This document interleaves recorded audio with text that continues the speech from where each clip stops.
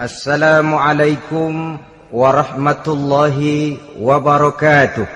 Waalaikumsalam warahmatullahi wabarakatuh. Bismillahirrahmanirrahim. Alhamdulillahi rabbil alamin. Wassalatu wassalamu ala ashrafil anbiya'i wal mursalin, Sayyidina wa maulana Muhammadin wa ala alihi wa ashabihil mujahidin at-tahirin, amma ba'du. Saudara-saudara kaum muslimin rahimakumullah. Pada pertemuan kali ini kita akan membicarakan riwayat Nabi Adam alaihi salam.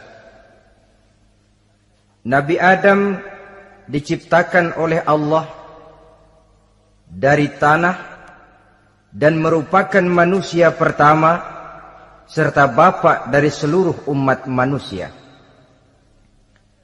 Pada saat Allah hendak menciptakan Nabi Adam, Allah berkata kepada malaikat, "Inni ja'ilun fil ardi khalifah." Aku akan menjadikan seorang khalifah di permukaan bumi. Malaikat dengan nada sedikit protes berkata, "Ataj'alu fiha may yufsidu fiha wa yasfiku ad-dima wa nahnu nusabbihu bihamdik wa nuqaddisu lak." Tuhan, apa perlunya engkau ciptakan seorang khalifah di permukaan bumi? Kelak kalau mereka berkembang biak, kerjanya hanya akan melakukan kerusakan, menumpahkan darah, saling bermusuhan satu sama lain. Sedangkan kami, kata malaikat, sudah cukup bertasbih memuji kebesaranmu.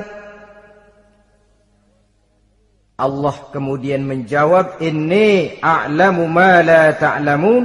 Aku lebih tahu tentang apa yang kalian semua tidak mengetahuinya. Setelah diciptakan Nabi Adam daripada tanah, ditiupkan roh, maka Allah kemudian mengajarkan kepada Nabi Adam berbagai macam ilmu pengetahuan. Wa 'allama Adam al-asma'a kullaha.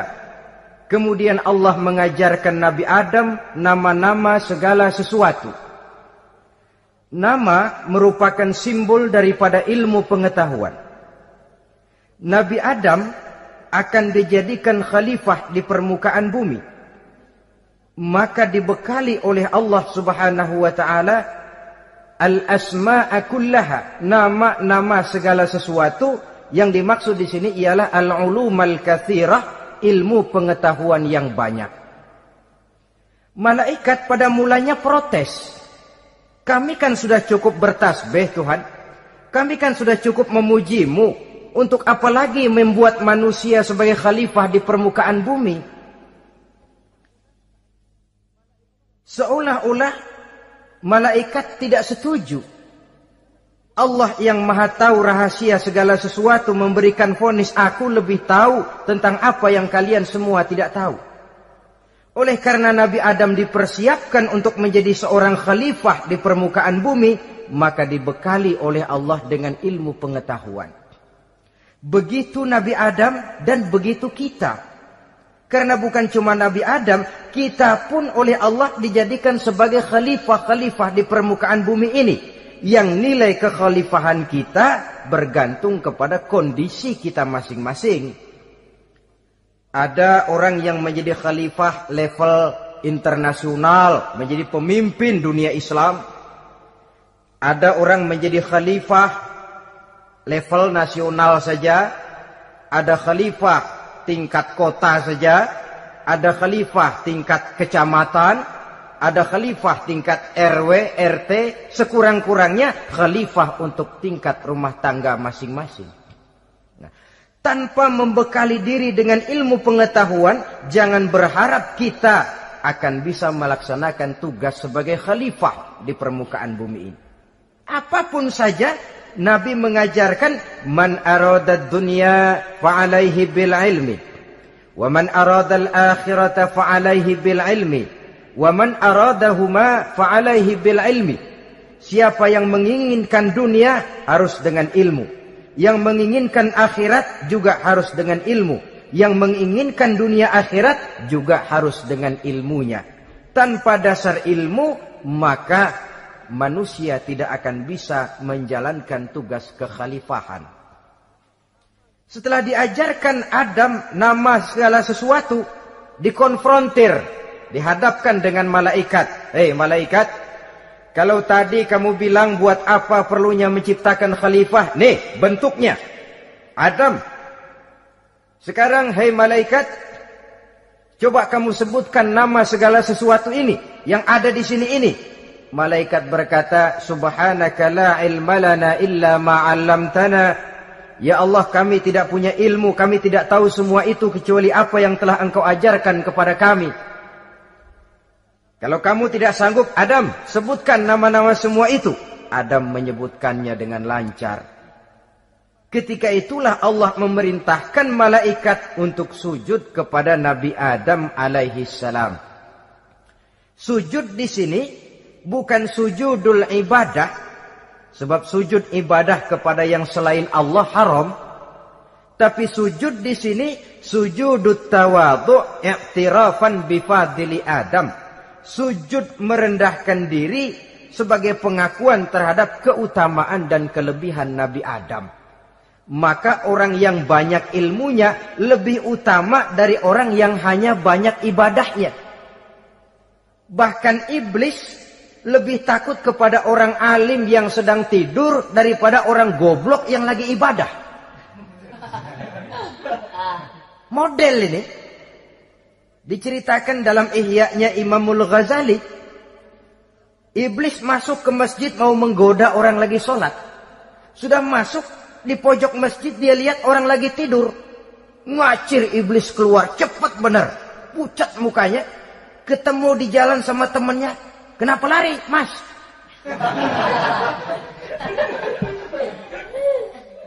Kata temannya, saya mau goda orang sholat.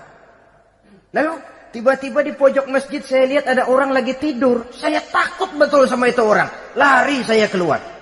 Loh, sama yang sembahyang sampean nggak takut, kok sama yang tidur takut bagaimana?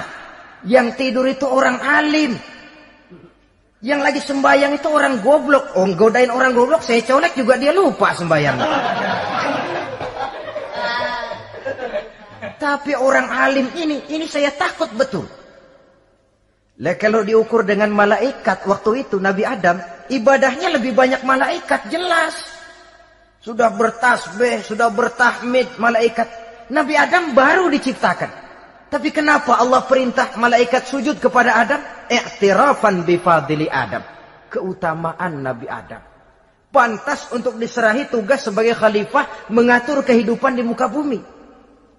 Kalau malaikat yang jadi khalifah di dunia ini, nggak rame dunia. Coba, malaikat, material, harta nggak perlu. Seksual nggak perlu. Dunia ini hambar. Justru dunia ini menjadi ramai setelah manusia diberikan fungsi sebagai malaikat, sebagai khalifah oleh Allah Subhanahu wa taala. Saudara-saudara kaum muslimin rahimakumullah, setelah nyata kelebihan Nabi Adam, maka Allah perintahkan Nabi Adam tinggal di surga dengan segala kenikmatan yang ada di dalamnya. Tapi lantaran sendirian, kesepian Nabi Adam ini. Allah Maha Tahu, maka diciptakannya pasangannya, yaitu Siti Hawa dari tulang rusuk yang sebelah kiri. Sehingga Nabi pernah pesan begini, Istausu bin nisa fa innahunna khuliqna min dhil'in. Hati-hati kamu ngadepi perempuan. Yang tolong dengar nih yang laki-laki, yang perempuan belaga budak aja dulu lah. Hati-hati kamu ngadepi perempuan. Fa innahunna khuliqna min dhil'in, karena perempuan diciptakan dari tulang rusuk sebelah kiri. Apa watak tulang rusuk? Tulang rusuk itu kan bengkok. Perempuan tuh begitu, didiemin aja bengkok terus, dikerasin patah.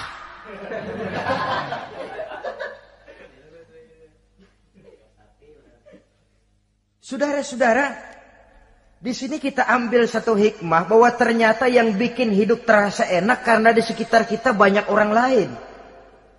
Bodoh manusia kalau dia merasa bisa hidup sendirian. Tinggal di tengah kampung tapi gayanya gaya orang tidak mau kenal dan tidak mau tahu sama tetangga.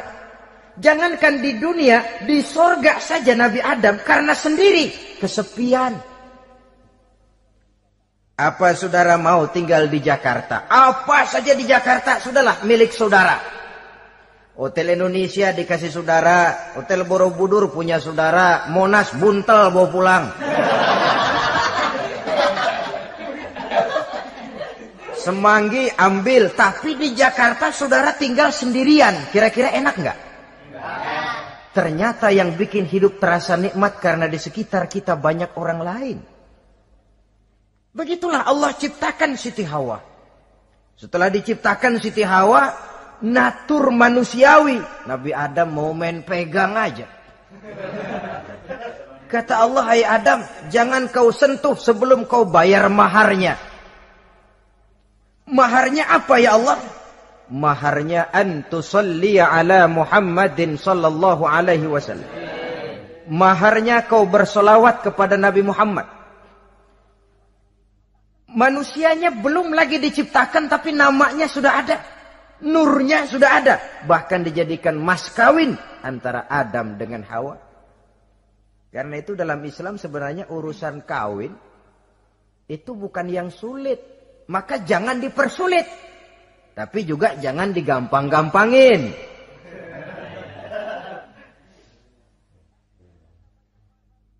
Artinya yang namanya mahar ini walaupun cuma sebentuk cincin besi kalau orang sangat tidak mampu. Bahkan dengan mengajarkan Fatihah saja sah sudah. Saya terima nikahnya Fulanah binti Fulan dengan mas kawinnya saya ajarkan dia surah Fatihah. Kalau memang kere betul, tidak punya apapun, sah sudah itu. Agama ini mudah, karena itu jangan dipersulit, tapi juga jangan digampang-gampangin.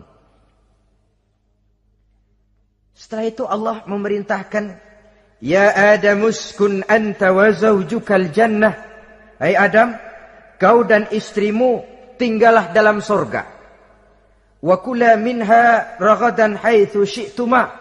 Segala makanan yang ada di dalamnya boleh kau makan. Pakaian yang aneka warna boleh kau pakai. Nikmati seluruh fasilitas yang ada di surga ini. Cuma atu aja Adam. Yang lain boleh dah. Mau ngapa pakai atu aja jangan. La taqraba hadhihi syajarah. Jangan kamu dekati pohon khuldi itu. Dekat saja jangan. Apalagi sampai metik. Jangan Adam. Saudara, ma'asyiral muslimin, itulah watak manusia. Kalau ada 10 persoalan, yang 9 boleh, yang 1 tidak boleh, yang tidak boleh yang bikin dia penasaran. Gua pengen tahu ngapa kagak boleh sih. Timbul penasaran. Apalagi iblis selalu berusaha. Sebab pada waktu malaikat disuruh sujud, semuanya sujud kepada Adam. Iblis tidak mau sujud. Tuhan tegur. Iblis, kenapa kamu tidak mau sujud? Mana mungkin Tuhan. Saya kan dibikin dari api, kata iblis. Adam dari tanah. Unsur api lebih mulia dari unsur tanah. Masa saya harus tunduk kepada Nabi Adam? Gengsi dong. Adam kan anak kemarin sore, baru dibikin. Masa saya harus tunduk kepada orang yang macam itu? Ini kan perintah aku iblis. Kalau kau tidak mau tunduk, keluar dari sorga ini.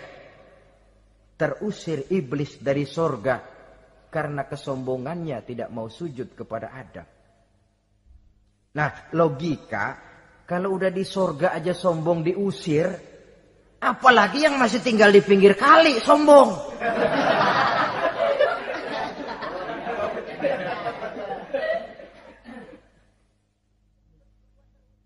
Tapi sejak peristiwa terusirnya itu, iblis bikin proklamasi. Apa proklamasi iblis? Rabbi fanzirni ila yaumi yub'atsun. Ya Allah, gara-gara Adam saya diusir dari surga. Saya minta kepadamu ya Allah, beri saya kesempatan sampai hari manusia dibangkitkan. Kata Tuhan, innaka minal munzarin. Oke, silakan. Mau apa iblis? Rabbi bima aghwaytani la uzayyinanna lahum fil ardi wa la ughwiyannahum ajma'in. Ya Tuhan, disebabkan engkau telah menyesatkan aku, akan aku hiasi mereka manusia dengan kejahatan yang ada di muka bumi ini, dan aku akan sesatkan mereka semua. Ini proklamasi iblis. Gara-gara Adam saya terusir dari surga, maka sejak saat ini Adam dan seluruh keturunannya musuh bebuyutan saya. Akan saya lakukan segala macam cara untuk menggelincirkan manusia agar mereka menjadi orang yang engkau murkai ya Allah. Kemudian Allah memberikan jawaban. Dialog ini saudara bisa lihat dalam surah Al-Hijr ayat 40, 41 sampai 44. Kata Allah apa?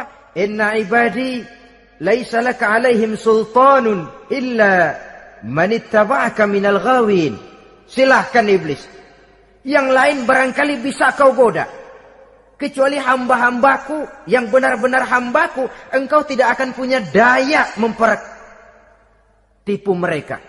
Engkau tidak akan punya kemampuan menggelincirkan mereka. Kecuali kalau memang mereka sudah mau ikut pengaruhmu. Sepanjang mereka benar-benar menjadi hambaku, kata Allah. Hamba Allah yang sebenarnya, mereka di luar kekuasaanmu iblis. Tapi kalau mereka sudah turun menjadi hamba harta, hamba dunia, hamba pangkat, budak jabatan, mereka itu yang bisa kau gelincirkan. Selama mereka masih tetap sebagai hambaku, kata Allah, mereka di luar jangkauan kekuatan dan kekuasaanmu iblis. Nah, sejak saat itu kan iblis selalu nyari jalan, nyari lantaran bagaimana Adam nih supaya dia tergelincir. Gara-gara dia saya diusir dari surga. Nguping terus iblis. Sampai akhirnya dia dapat berita tentang dilarangnya Nabi Adam mendekati pohon khuldi itu.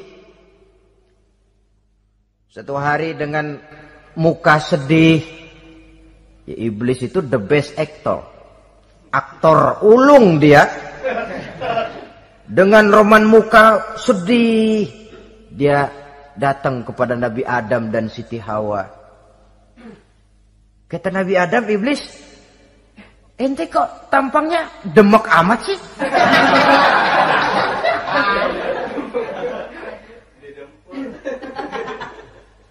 Kenapa begitu sedih? Adam, saya sebenarnya tidak ada yang bikin saya sedih. Cuma saya dapat berita bahwa engkau tidak akan selamanya di dalam surga ini. Wah Adam, kalau engkau bisa tetap tinggal di surga bersama istrimu, alangkah bahagianya saya, kata iblis. Tapi saya dapat kabar ente nggak bakalan lama-lama di surga. Buktinya ente dilarang makan buah khuldi. Khuldun artinya kekal. Kalau kau makan buah itu, kau akan kekal di surga Adam. Tuhan gak pengen, makanya dilarang. Wa qasamahuma inni lakuma laminan nasihin. Untuk memperkuat omongannya, sumpah si iblis. Bener Dam, saya sih ngomong cuma buat kepentingan ente. Saya sayang sama ente. Yang tahu cuma saya dah. Bicaranya seolah-olah untuk kepentingan Nabi Adam. Sebenarnya tujuannya tidak lebih menjerumuskan Nabi Adam. Begitu iblis zaman dulu, zaman Adam. Dan begitu iblis zaman sekarang. Seolah-olah bicaranya untuk kepentingan umat Islam. Tapi sebenarnya tujuannya ngelecehin. Memperdayakan umat Islam. Dia bilang kepada Adam, saya sih cuma ngasih saran Adam, kalau ente pengen selamanya di surga, petik aja tuh buah. Pokoknya beres dah. Itu si Tuhan ngelarang bohongin doang lo. Supaya kau dan istrimu tidak lama-lama di surga, maka dilarangnya kau memakan buah khuldi itu. Udah, embat aja. Saudara-saudara, tipu daya iblis ini bisa kita baca dalam surah Al-A'raf ayat 20 sampai ayat 22. Nabi Adam tergoda, ditambah oleh bujuk rayu Siti Hawa. Nabi Adam yang setengah hati itu akhirnya terpancing betul. Sebab itu perempuan, walaupun peranannya tidak begitu kelihatan, tapi memang sangat menentukan. Tidak ada seorang suami bisa sukses jadi apapun dia tanpa peran serta istrinya. Karena itu sebagai muslim, kita punya teman hidup dan kita punya lawan hidup. Siapa teman hidup kita? Dalam arti sempit, teman hidup kita istri. Kalau dia istri tentu suami yang taat kepada Allah dan Rasulnya. Dalam arti luas, teman hidup kita ialah setiap muslim. Setiap orang yang pandangan hidupnya sama dengan kita. Itu teman hidup. Lalu lawan hidup kita siapa? Lawan hidup kita secara mutlak iblis dalam segala bentuknya. Iblis yang berbentuk halus, ini ngusirnya rada lebih gampang. Konon ya, iblis setan itu kalau dengar orang azan kan lari. Takut dia, dibacakan bismillah, minggir. Yang sulit diusir ini iblis yang berbentuk manusia. Diazanin nyengir.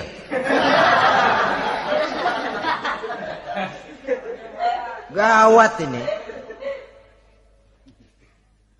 Saudara-saudara, ini musuh dalam artian mutlak. Sedangkan musuh dalam artian ideologis, setiap orang yang pandangan hidupnya tidak sama dengan kita. Bahasa langsungnya, setiap orang di luar Islam secara ideologis, ya. Adapun secara manusiawi, kita tetap toleransi, saling menghormati, setuju dalam perbedaan pendapat, kembali kepada prinsip lakum dinukum. Kewajiban saling menghormati sesama manusia, tapi secara ideologis tidak ada kompromi. Begitulah Nabi Adam tergoda. Dan begitulah iblis selalu menggoda keturunan-keturunan Nabi Adam sampai kepada kita sekarang ini. Tiap kali kita hendak melakukan berbagai kebaikan, iblis ini mulai bisik, kasa, kusuk, kesek. Saudara tadi dari rumah mau berangkat niat dengerin ceramah macam ini. Apa dikira iblis enggak? Wah, gatal iblis. Kata iblis, alah jangan bertingkah lah dengerin ceramah. Ceramah mah urusan 70 ke atas. Ente masih muda.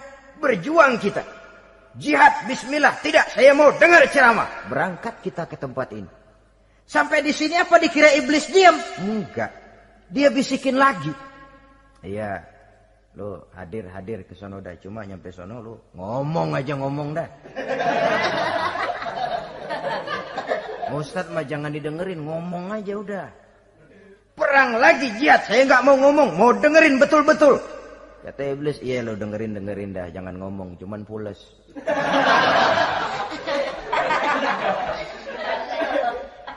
Segala macam cara dilakukan oleh iblis untuk menggelincirkan manusia.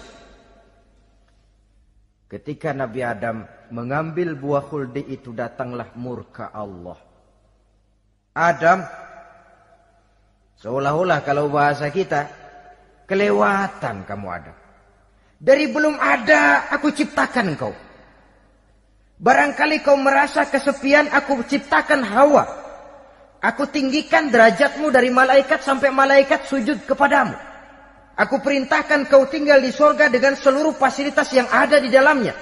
Cuma satu yang aku minta, jangan dekati pohon khuldi, engkau tidak sanggup Adam. Keluar dari surga ini. Terusir Nabi Adam dan Siti Hawa dari surga. Turun ke dunia ini. Turun terpisah lagi. Ya Allah. Orang itu kalau biasa susah, ketemu susah sih emang lalap namanya. Makanannya. Tapi biasa seneng ketemu susah. Ini yang kalau tidak kuat mental. Tengoklah zaman sekarang kan nih. Kalau tuan-tuan rajin baca pos kota. Kayaknya nyawa murah bener. Pasal duit 100, nyawa hilang. Pasal diputusin pacar, begon ditenggak. Gantung diri pakai tali plastik. Murah betul kelihatannya jiwa itu. Sehingga pantas kalau Nabi pernah katakan irhamu salasatan minan nas, sayangilah 3 macam manusia. Pertama, azizan zalla, orang mulia yang jatuh hina. Pejabat tinggi kalau pensiun kesian bener. Ya Allah. Udah nggak ada yang ngasih hormat, tanda tangan nggak laku. Azizan zalla. Orang mulia yang jatuh hina. Yang kedua, ghaniyan qad iftaqara. Orang kaya jatuh miskin. Dari hidup serba ada jatuh melarat. Yang ketiga, faqihan yal'abu bihil juhal. Ahli fikih ngerti hukum tapi dipermainkan oleh orang-orang bodoh yang kebetulan punya kekuasaan. Kalau keluar fatwa sesuai dengan pesan sponsor. Yang halal bisa jadi haram, yang haram dibikin remeng-remeng. Ahli fikih dipermainkan oleh orang bodoh. Kasihan betul. Terpisah Adam dengan Hawa ini. Adapun Nabi Adam turun menyesal dengan seluruh kesalahannya. Sujud, taubat, menangis. Menurut riwayat 300 tahun beliau sujud. Seraya membaca Rabbana zalamna anfusana wa illam taghfir lana wa tarhamna lanakunanna minal khasirin.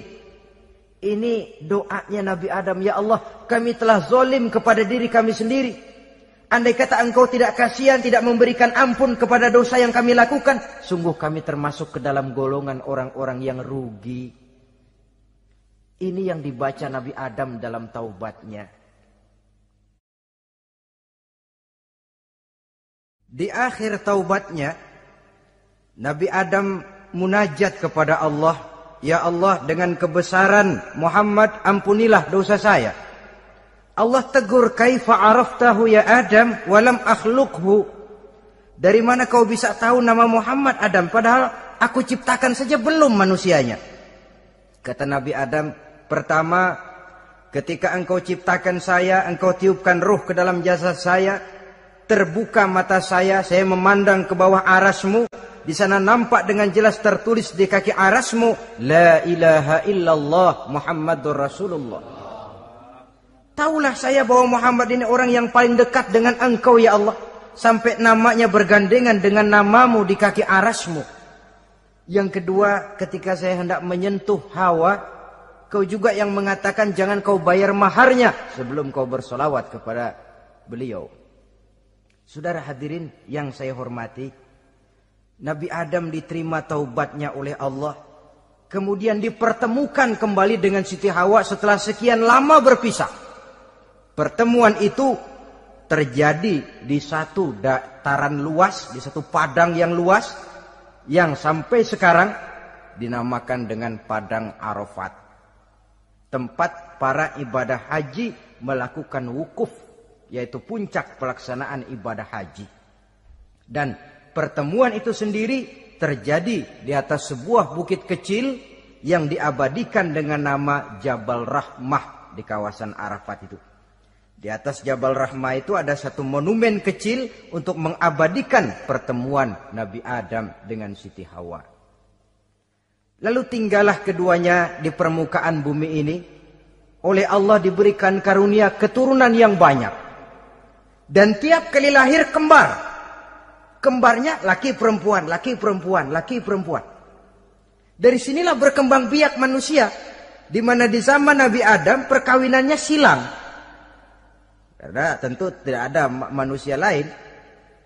Perkawinan silang itu artinya kalau si A dan B, A ini laki, B perempuan, kemudian lahir kembar kedua antara C dengan D, maka begitulah yang A dikawinkan dengan D, yang C dikawinkan dengan B.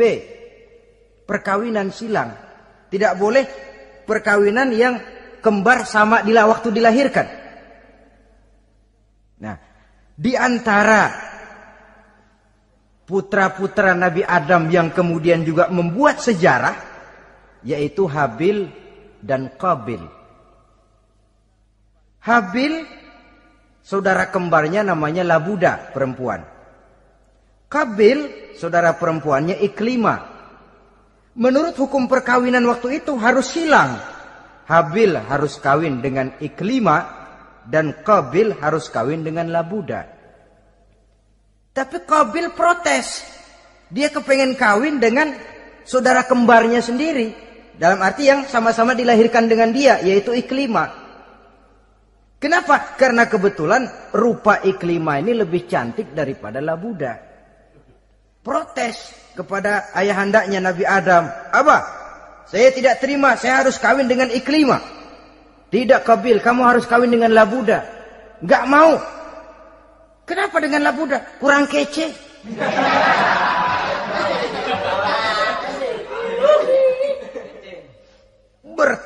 Bertengkar, Nabi Adam tidak berhasil menyelesaikan. Lalu diserahkan saja kepada Allah.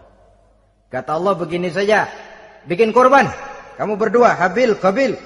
Siapa yang korbannya aku terima, dia boleh kawin sama Iklimah. Ternyata korban yang diterima adalah korbannya Habil. Jadilah Habil kawin dengan Iklimah. Tapi Qabil tidak puas.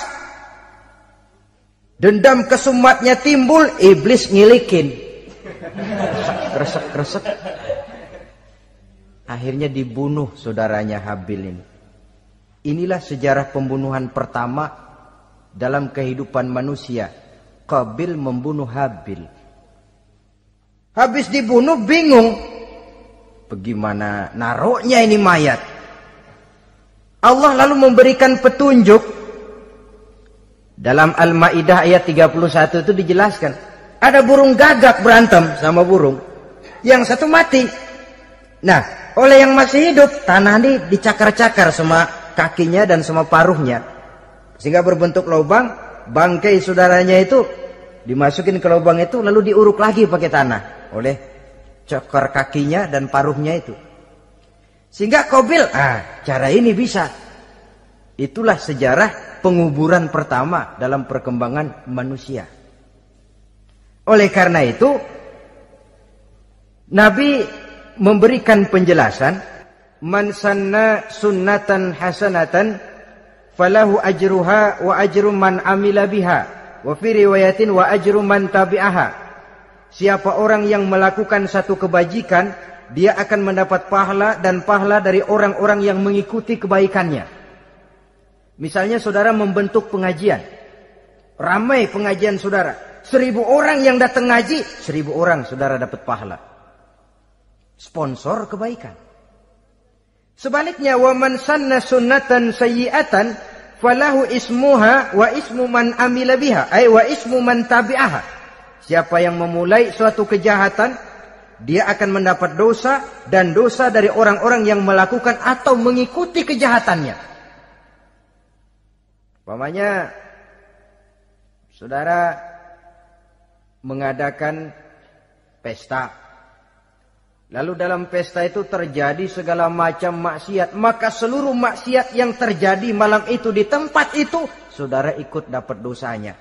Kenapa? Sponsor. Tiap kali ada pembunuhan, Qabil dapat andil dosa. Kenapa? Sponsor. Tapi kalau 2 orang muslim, ini masalahnya Habil nggak ngelawan kan, dibunuh. Tapi kalau 2 orang muslim berkelahi, kata Nabi apa? Apabila 2 orang muslim saling berbunuh-bunuhan, maka al-qatil wal maqtul finnar. Baik yang membunuh ataupun yang dibunuh, dua-duanya neraka. Sahabat heran, ya Rasul, kalau yang ngebunuh masuk neraka pantas, tapi ini yang dibunuh kenapa neraka juga? Soalnya sama-sama niat, cuman keduluan aja.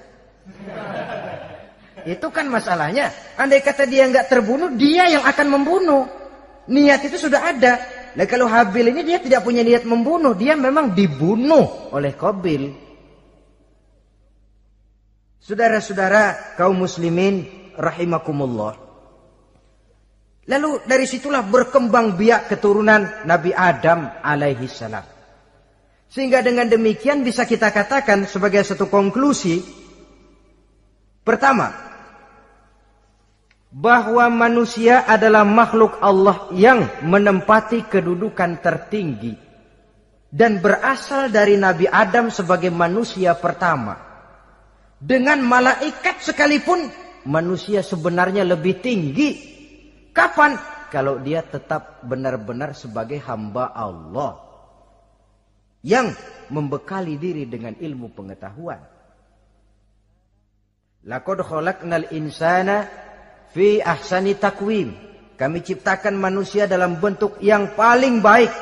Dan ketinggian manusia itu tidak ditentukan oleh bahan-bahan dari mana manusia diciptakan. Tapi ditentukan oleh adanya roh yang ditiupkan ke dalam jasadnya. Dan kemampuan yang ditimbulkan oleh nilai-nilai rohaniah tadi. Kalau secara biologis kita ini semua bahannya sama. Dari saripati mak tanah yang menghasilkan buah yang dimakan oleh mak bapak kita, membentuk hormon, menghasilkan sperma, terjadi kerjasama yang baik antara ibu dan bapak, sehingga kemudian melahirkan kita ke alam dunia ini. Secara biologis bahan kita sama, dan tidak itu yang menentukan ketinggian manusia. Walaupun keturunan juga mempengaruhi, sebab sekarang ada istilah ramai orang bicara bayi tabung. Dan majelis ulama sudah memberikan fatwa kalau spermanya itu berasal dari sang bapak, tidak jadi masalah. Tapi kalau dari orang lain, haram. Yang lebih celaka lagi di negara maju, tidak lewat proses alam rahim. Jadi dalam satu tabung yang diberikan suhu yang mirip dalam kandungan, di situ dipertemukan antara sperma, air mani laki-laki, dengan ovum, air mani perempuan. Diberikan suhu yang mirip dalam kandungan, dan itu diharapkan bisa menghasilkan manusia lewat tabung kaca itu. Saya tidak sanggup bayangkan kalau sekarang orang tanya usul asal-usul kita, kan kita masih enak jawab. Kamu anak siapa? Oh, bapak saya Fulan, ibu saya Fulana. Oh, kenal saya. Tapi manusia yang akan datang kalau proyek ini berhasil, bapakmu siapa? Enggak tahu, saya dulu keluar dari tabung, Pak. Rendah betul martabat manusia. Sama saja dengan ada perempuan pernah protes, Pak, Islam itu enggak adil katanya. Kenapa? Masa dalam Islam laki-laki boleh kawin lebih dari satu, tapi perempuan enggak boleh kawin lebih dari satu? Supaya sama-sama adil, boleh dong perempuan punya laki lebih dari satu. Saya bilang, justru disitulah Islam itu hendak menjaga martabat manusia. Kalau seorang suami punya istri empat-empatnya lalu hamil, bapaknya jelas. Tapi kalau perempuan satu punya suami 4 lalu hamil, bapaknya yang mana ya?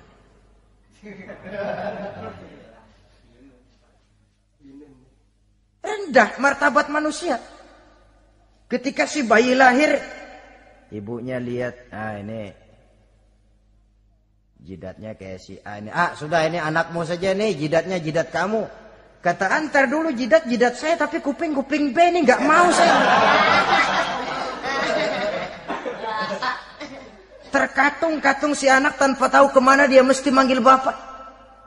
Ibu daftarin anak ke sekolah, Pak Guru tanya lagi, ini bin siapa, Bu? Bingung lah, udah tulis Bu, bin rame-rame.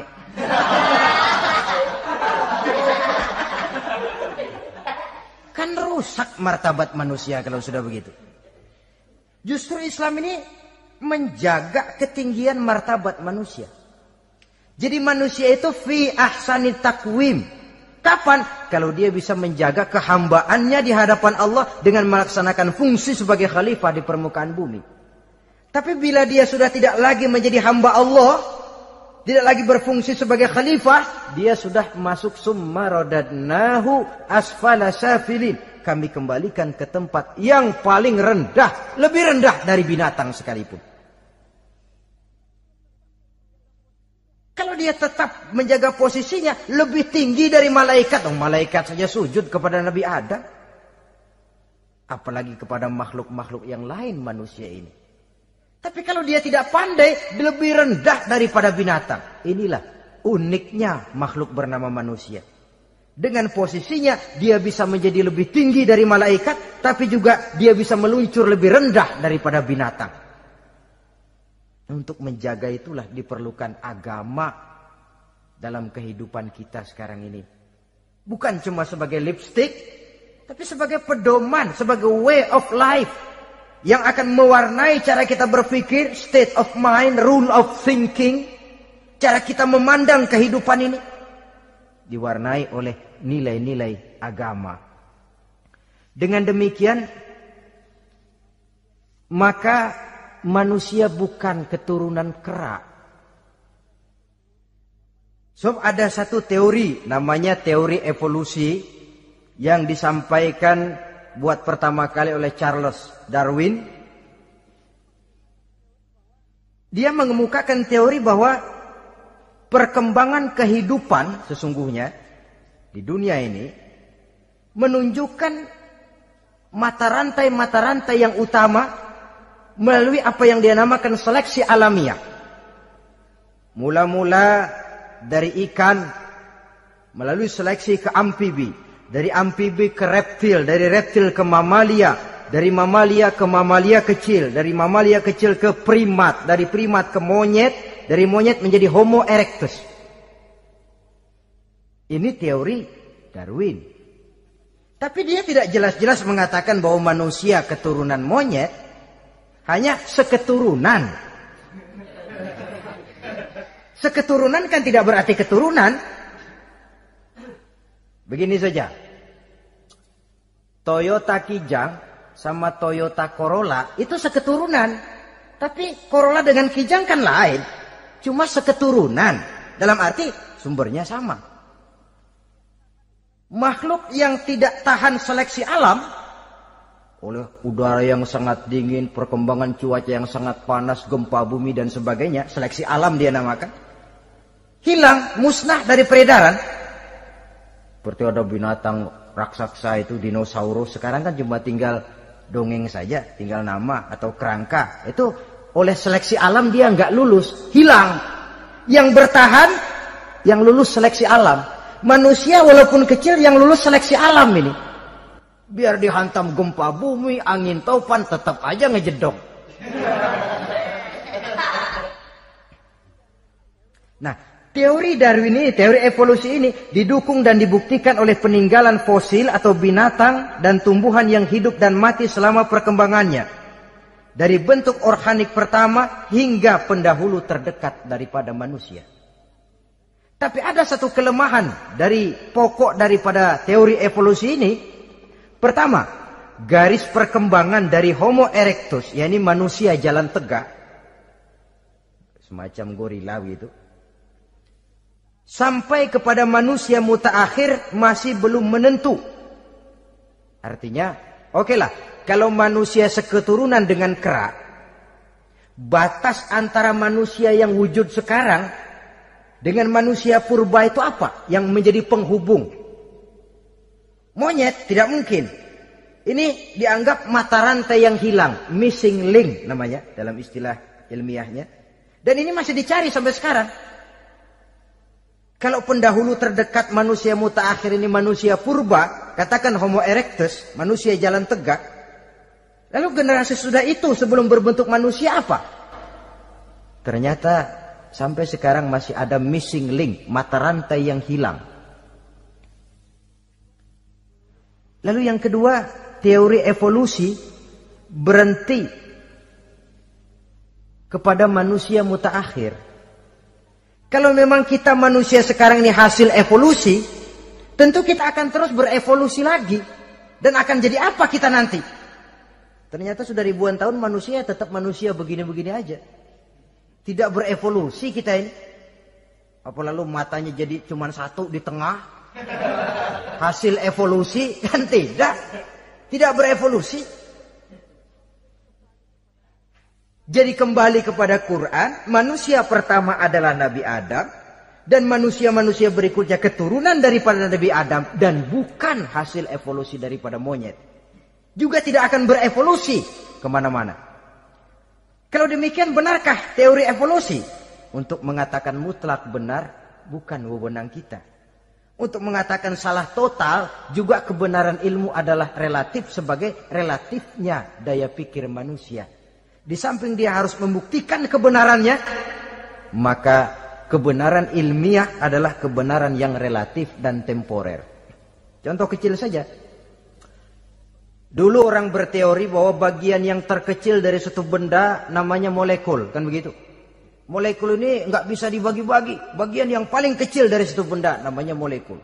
Ilmu terus berkembang. Ternyata molekul sebenarnya terdiri daripada atom. Atom itulah bagian terkecil dari suatu benda yang nggak bisa dibagi-bagi lagi. Nah, berubah sudah teori pertama. Tidak jadi molekul sekarang, atom. Belakangan rupanya atom masih tersusun dari partikel-partikel. Partikel inilah bagian yang terkecil dari satu benda. Berubah lagi sudah. Dan tidak mustahil akan ada penemuan bahwa partikel pun masih bisa dibagi-bagi lagi. Begitu juga dengan teori evolusi ini. Sehingga beberapa ahli semacam Dr. Charles Oxnard, Dr. Jane Paul Hallett dari Chicago dan California, mereka sudah membantah teori evolusi ini. Namun masalah paling pokok dari kita ialah kita diciptakan oleh Allah berasal dari Nabi Adam alaihi salam. Nabi Adam diciptakan dari tanah. Dan kita bukan hasil dari evolusi, juga tidak akan berevolusi. Nah, lalu kepada makhluk bernama manusia diberikan fungsi sebagai khalifah di permukaan bumi ini. Ini yang dulunya malaikat protes. Sebagai khalifah, tugas kita apa? Khalifah Allah di muka bumi. Menerjemahkan sifat Allah sesuai dengan batas-batas kemanusiaan kita. Allah Maha Pengasih. Berusahalah kita pengasih kepada makhluk sesuai dengan batasan manusiawi kita. Allah Maha Menolong. Ringan tanganlah kita menolong orang yang memerlukan sesuai dengan batas kemampuan kita. Fungsi khalifah. Untuk bisa berfungsi sebagai khalifah secara baik, kita harus mempunyai modal yang dinamakan ilmu pengetahuan. Dan Islam sangat menggalakkan itu. Jauh dulu 14 abad yang lalu, dari desa kecil yang bernama Mekah yang peta belum muat, orang di dunia belum kenal, sudah keluar seruan utlubil ilma walau bisin, tuntutlah ilmu walaupun di negeri Cina. Ngomong Cina di Mekah, padahal Mekah waktu itu belum masuk peta, belum dikenal orang. Sudah ada revolusi ilmu dan budaya. Belajar walaupun harus nyebrang ke negeri Cina. Lalu ada lagi misalnya allimu auladakumus sibahata warrimayah, kata Nabi. Ajarkan anakmu renang dan lempar. Lempar lembing, lempar cakram. Olahraga. Satu tanda Islam agama masa depan. 14 abad yang lalu di Saudi Arabia, Nabi mengajarkan ajari anakmu berenang. Kalau Islam agama untuk orang Arab saja, mau berenang di pasir. Tapi wawasan pandangannya luas. Bahwa Arab sebagian besar memang Islam, betul. Tapi Islam bukannya Arab, itu juga jelas. Sepanjang kita masih menjadi khalifah Allah, maka sepanjang itu kita fi ahsani taqwim. Nah, sebagai khalifah Allah kita bertugas membudidayakan alam ini. Kita kadang-kadang terlalu. Ada ayat, wa ma min dabatin fil ardi illa 'alallahi rizquha. Semua yang melata di muka bumi dijamin rezekinya oleh Allah. Ayat itu betul. Hak karena datang dari Allah. Bahwa rezeki disediakan di muka bumi memang. Tapi rezeki itu tidak turun begitu saja laksana jatuhnya embun di waktu pagi. Kita harus berusaha. Dan usaha manusia mencari rezeki lain dengan ayam. Kalau ayam dari tahun atu. Nyari rezekinya tuh modalnya cuma ceker patok. Coba. Dari tahun 1 ayam asal punya ceker, punya patok, sudah dapat rezeki dia. Nggak perlu masuk TK, SD, SMP. Tapi manusia cari rezeki, apalagi zaman sekarang. Persaingan hidup tajam, lapangan kerja sulit, tensi ekonomi tinggi. Masuk sekolah urusan, tamat sekolah urusan. Kadang-kadang dilema juga. Masuk perguruan tinggi negeri sulitnya setengah mati kayak onta masuk ke lubang jarum. Masuk perguruan tinggi swasta yang favorit biayanya selangit. Artinya tanpa membekali diri dengan ilmu, keahlian, skill, kemampuan, fungsi sebagai khalifah sulit untuk bisa kita laksanakan. Saudara-saudara kaum muslimin yang berbahagia. Kalau fungsi khalifah ini mampu kita laksanakan, iblis putus asa sudah.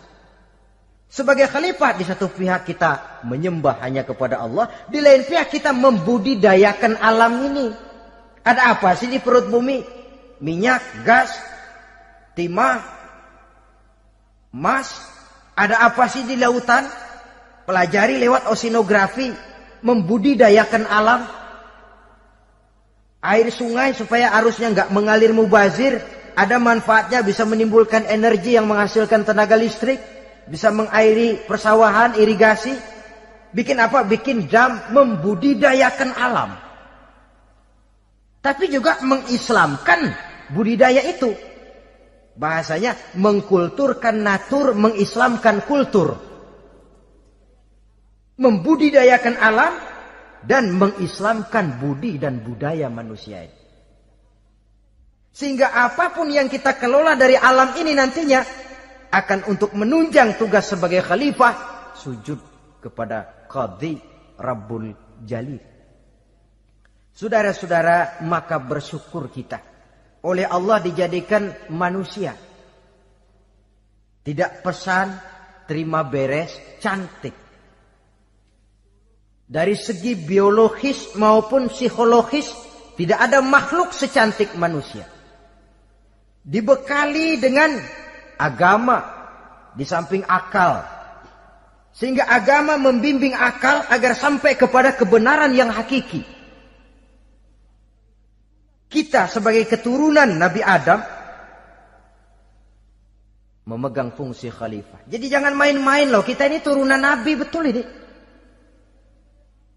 Saudara-saudara yang hadir semua di depan saya ini, termasuk saya, kita ini turunan Nabi kita ini. Nabi Adam. Jangan main-main loh. Turunan Nabi gini-gini.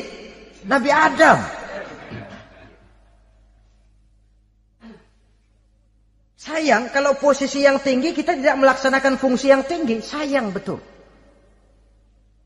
Sebab itu manusia harus adil kepada dirinya. Dalam arti menjaga diri dari sesuatu yang bisa menghancurkan ketinggiannya dalam pandangan Allah. Jadi kalau kita sudah lemparkan diri ke meja judi, hanyutkan diri ke tempat mabuk, hancurkan diri di tempat maksiat, itu sudah tidak adil kepada diri sendiri. Tidak bisa menjaga ketinggian yang diberikan Allah kepada kita. Dikasih baju bersih, dicemplungin di comberan, diinjek-injek lagi. Kita ini diciptakan fi ahsani taqwim. Masa mau turun berbuat seperti binatang, itu makhluk rendah? Masa mau mengikuti tipu dayanya iblis, dia sudah proklamasikan bahwa itu musuh bebuyutan kita? Innahu lakum aduwwum mubin. Setan musuhmu yang jelas dalam segala bentuknya. Saudara-saudara, nah, untuk berfungsi sebagai khalifah ini sekali lagi bekali diri dengan ilmu pengetahuan. Dan ilmu itu di zaman kita sekarang tentu kalau Nabi Adam diajari langsung oleh Allah, wa 'allama Adam al-asma'a kullaha. Lah kalau kita mau nunggu Tuhan ngajarin, geblek terus. Ya tidak mustahil Allah memberikan ilmu yang disebut ilmu laduni ya. Transfer. Langsung Allah memberikan kepada seorang hamba, membukakan pintu hatinya. Tapi bukan potongan kayak kita yang dapat ilmu laduni macam begitu. Satu contoh, menurut ceritanya, Hadratus Syekh Kiai Hasyim Asy'ari itu kan ngaji beliau kepada Kiai Khalil Bangkalan, Madura. Kiai Khalil ini wali. 2 tahun berguru di sana, nggak diajarin apa-apa. Cuma kalau pagi nyari rumput. Tiap hari 2 tahun akhirnya Hadratus Syekh bilang, Kiai, saya kapan diajari? Sudah Hasyim, kau pulang saja. Insya Allah kau alim. Itu aja pulang jadi orang alim. Ya di samping terus beliau belajar ke Mekah. Kita harus melalui proses belajar. Ini untuk menunjang tugas kekhalifahan kita. Sebagai hamba Allah dan sebagai khalifah Allah di permukaan bumi. Sehingga 2 tugas ini bisa kita laksanakan dengan sebaik-baiknya. Menjaga martabat manusia sebagai makhluk yang mulia dan keturunan dari Nabi Adam alaihissalam. Saudara-saudara, ini sajalah pembicaraan kita kali ini. Terima kasih banyak atas segala perhatian. Mohon maaf atas segala kekurangan. Usikum wa nafsi bitaqwallah. Aqulu qauli hadza. Wassalamu alaikum warahmatullahi wabarakatuh.